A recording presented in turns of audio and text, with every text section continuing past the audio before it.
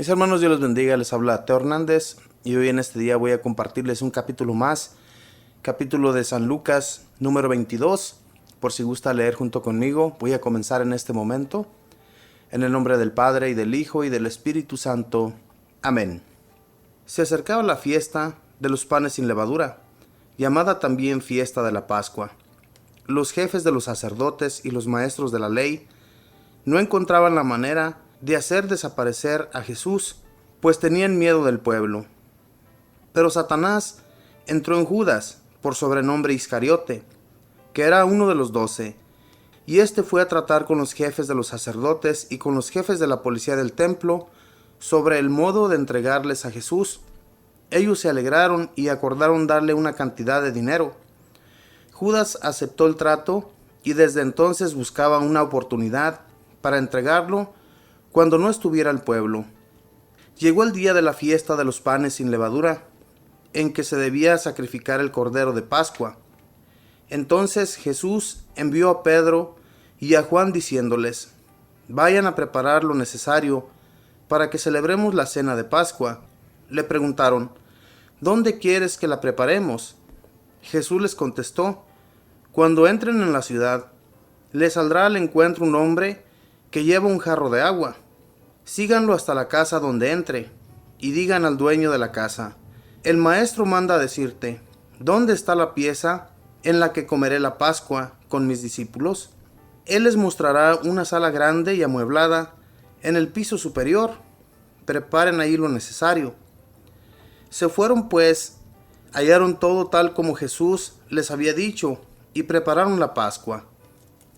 Llegada la hora, Jesús se puso a la mesa con los apóstoles y les dijo: yo tenía gran deseo de comer esta Pascua con ustedes antes de padecer, porque les digo que ya no volveré a comer hasta que sea la nueva y perfecta Pascua en el reino de Dios.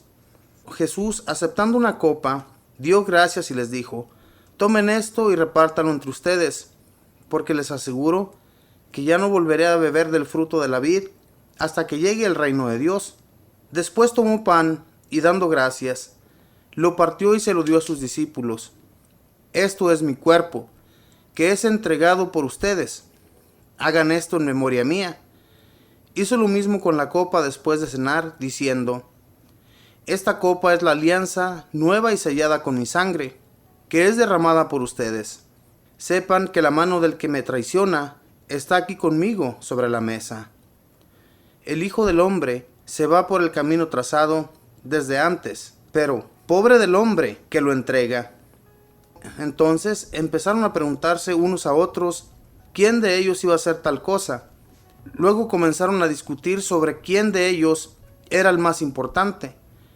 Jesús les dijo: los reyes de las naciones las gobiernan como dueños, y lo mismo las oprimen, se hacen llamar bienhechores. Pero no será así entre ustedes. Al contrario, el más importante entre ustedes debe portarse como si fuera el último, y el que manda como si fuera el que sirve. Porque, ¿quién es más importante? ¿El que está a la mesa o el que está sirviendo? El que está sentado, por supuesto. Y sin embargo, yo estoy entre ustedes como el que sirve. Ustedes son los que han permanecido conmigo, compartiendo mis pruebas. Por eso les doy el reino como mi Padre me lo dio, haciéndome rey. Ustedes comerán y beberán a mi mesa, en mi reino, y se sentarán en tronos para gobernar las 12 tribus de Israel. Simón, Simón, mira que Satanás ha pedido permiso para sacudirlos a ustedes como trigo que se limpia. Pero yo he rogado por ti, para que tu fe no se venga abajo. Y tú, cuando hayas vuelto, tendrás que fortalecer a tus hermanos. Pedro dijo: Señor, estoy dispuesto a ir contigo a la prisión y a la muerte. Pero Jesús le respondió: yo te digo, Pedro, que antes de que cante hoy el gallo, habrás negado 3 veces que me conoces. Jesús también les dijo: cuando les envié sin cartera, ni equipaje, ni calzado, ¿les faltó algo? Ellos contestaron: nada. Y Jesús agregó: pues ahora el que tenga cartera, que la tome, y lo mismo el equipaje, y el que no tenga espada, que venda el manto para comprarse una, pues les aseguro que tienen que cumplirse en mi persona lo que dice la Escritura. Ha sido contado entre los delincuentes. Ahora bien, todo lo que se refiere a mí está llegando a su fin. Ellos le dijeron: mira, Señor, aquí hay 2 espadas. Él respondió: basta ya. Después Jesús salió, como era su costumbre, al monte de los olivos, y lo siguieron también sus discípulos. Llegados al lugar les dijo: oren, para que no caigan en tentación.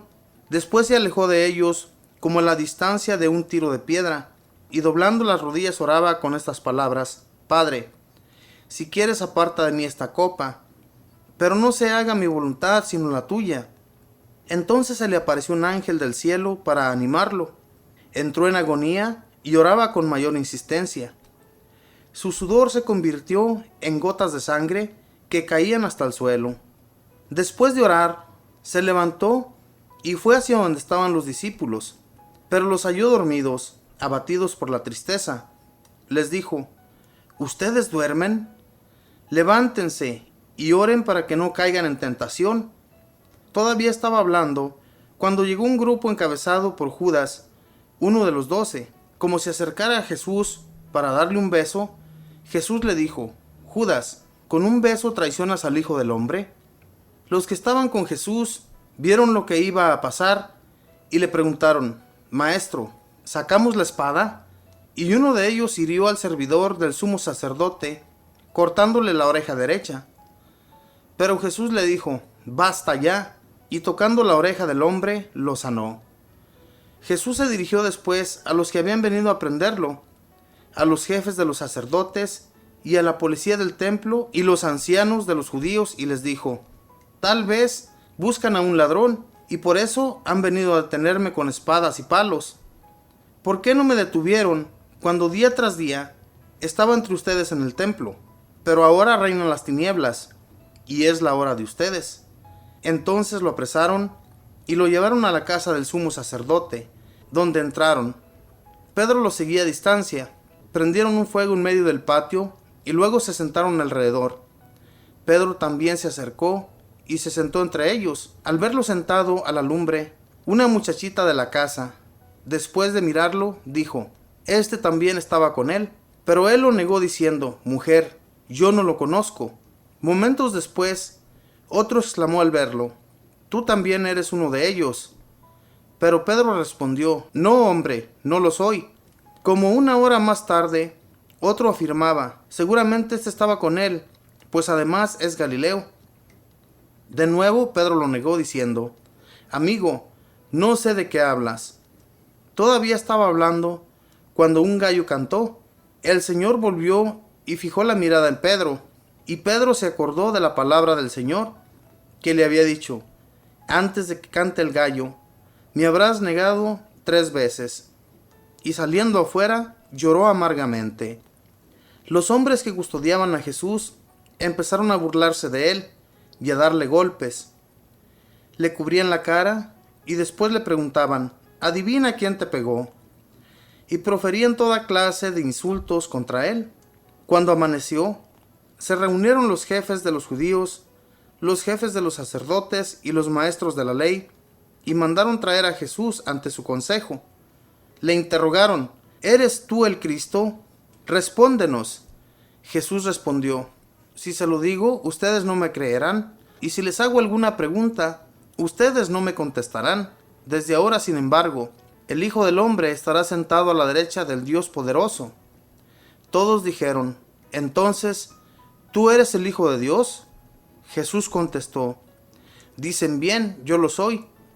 Ellos dijeron: ¿para qué buscar otro testimonio? Nosotros mismos lo hemos oído de su boca. Palabra del Señor. Gloria a ti, Señor Jesús. En este evangelio, mis hermanos, encontramos 2 traiciones. La primera, la traición de Judas. Este hombre que no encontraba la manera de entregar a Jesús. Él se decía en su pensamiento, tal vez, que no quería entregar a Jesús en medio de todo el pueblo, de toda la gente cuando se reunía a su alrededor, porque él sabía que si lo hacía también a él lo iban a golpear. Por eso no lo hacía de esa manera. Él sabía que Jesús lo amaba a todo el pueblo, y por eso nadie se atrevía a acercarse a Jesús, ni mucho menos a interrogarlo para llevarlo al consejo, como lo hizo Judas. Él encontró la manera, y la mejor manera de entregarle a Jesús fue cuando él ya estaba a la mesa cenando junto con ellos la Pascua, después de que Judas salió de ese lugar para ir y hablar con los sacerdotes y con los maestros de la ley. Él acordó una cantidad de dinero para entregarles a Jesús y aceptó, ¿verdad? Cosa que aceptó. Después, cuando Jesús ya se encuentra solo en el Monte de los Olivos, yo me imagino que también Judas conocía esa hora a la cual Jesús iba continuamente a orar al Monte de los Olivos. Este ya conocía, y por eso le pareció una de las mejores formas de entregarles a Jesús. Nuestro Señor ya sabía lo que iba a sucederle. Él ya sabía cómo iba a padecer, y por eso, cuando hablaba con los apóstoles, Él les decía que Él iba a ser entregado y que iba a padecer muchos sufrimientos. Él iba a sufrir mucho. Nuestro Señor Jesús conocía todo esto ya desde un principio. Él les hablaba de los profetas cuando los profetas hablaban sobre Él. El pueblo no entendía a qué se refería cuando Jesús les decía que iba a ser entregado y que lo iban a maltratar y lo iban a matar después. Los profetas anunciaron todo esto. Conocemos también que este traidor, Judas, él sería el escogido para que fuera entregado a nuestro Señor. Aquí en la cena, cuando Jesús está a la mesa con los 12, desde ese momento nuestro Señor establece la Eucaristía. Dice, del 14 en adelante, llegada la hora, Jesús se puso a la mesa con los apóstoles y les dijo, yo tenía gran deseo de comer esta Pascua con ustedes antes de padecer, porque les digo que ya no volveré a comer hasta que sea la nueva y perfecta Pascua en el reino de Dios. Jesús, aceptando una copa, dio gracias y les dijo, tomen esto y repártanlo entre ustedes, porque les aseguro que ya no volveré a beber del fruto de la vid hasta que llegue el reino de Dios. Después tomó pan y dando gracias, lo partió y se los dio diciendo, esto es mi cuerpo, que es entregado por ustedes. Hagan esto en memoria mía. Fíjese bien, hagan esto en memoria mía. Cuando nosotros vamos a misa, ahí estamos recordando la Pascua del Señor. Estamos recordando cómo Él estableció esto y que lo hiciéramos siempre en memoria de Él. Que tomáramos su cuerpo y tomáramos su cáliz, lo que fue derramado para que nosotros fuéramos salvos. Nuestro Señor se entregó completo, mis hermanos, por amor a todo el mundo, para que todo el mundo se salvara a través de su muerte, de la muerte que Él entregó por cada uno de nosotros. Hasta la última gota de su sangre fue derramada por sus pecados y por los míos. Es algo tan hermoso, hermanos, que nosotros no agradecemos a nuestro Señor. Ni siquiera nos acordamos a veces de darle gracias por todo lo que hizo. Después, mis hermanos, en el versículo 39 en adelante dice, después Jesús salió y se fue, como era su costumbre, al monte de los olivos, y lo siguieron también sus discípulos. Llegados al lugar, les dijo, oren, para que no caigan en tentación. Después se alejó de ellos, como a la distancia de un tiro de piedra, y doblando las rodillas oraba con estas palabras, Padre, si quieres aparta de mí esta copa, pero no se haga mi voluntad sino la tuya. Entonces se le apareció un ángel del cielo para animarlo. Entró en agonía y oraba con mayor insistencia. Su sudor se convirtió en gotas de sangre que caían hasta el suelo. Fíjense, mis hermanos, tanta era la agonía del Señor, lo que Él sentía, el miedo que Él sentía. Humanamente, cuando Él oraba al Señor, Él fue igual que nosotros, un humano. Él ya sentía ese miedo, ya sabía lo que le iba a suceder. Y por eso oraba de esa manera, le decía al Señor que si era posible que retirara esa copa, la retirara. Pero aún así Jesús le dice, pero no se haga mi voluntad sino la tuya, Señor. Así De esa manera nuestro Señor también nos enseña a orar, que oremos con insistencia ante nuestro Padre Celestial. Pero cuando el Señor ya nos ha dispuesto a partir de este mundo al otro, ninguna ley nos puede salvar. A lo mismo que Jesús no lo salvó ninguna ley. Cuando Él fue arrestado, que lo interrogaron, todos estaban en su contra, siendo que conocían de Jesús, de sus favores, de sus milagros, de todo lo que llegó a hacer por el pueblo de Israel. Aún así no lo reconocieron. Todos estuvieron en su contra en ese momento, cuando lo interrogaban. Pero Jesús sabía que todo esto tenía que suceder para que las naciones y todo aquel que creyera en Él fuera salvo. Y por eso, mis hermanos, como les decía anteriormente, seamos agradecidos con nuestro Señor por todo lo que hizo por usted y por todo lo que hizo por mí. Que Dios les bendiga, que tenga buen día, buena tarde, buena noche. Bendiciones.